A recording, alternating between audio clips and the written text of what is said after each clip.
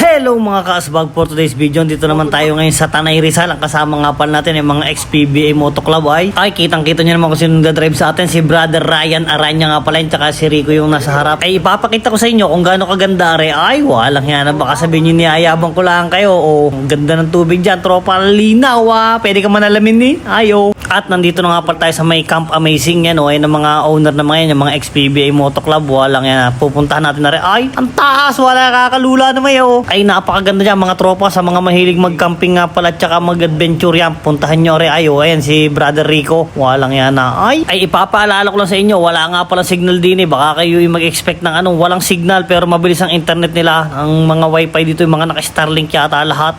Ang bibilis ay lalo na pag may tubig dyan, walang hiyana. Dito tayo sa itaas. Napakita ko muna sa inyo. Ay pasyalan nyo na ito mga tropa. Kung nagsasabi sa inyo, napakasulit din ay kitang-kita nyo naman. At ayan, ang mga kasama natin ay siya paano. Salamat sa panunood. God bless.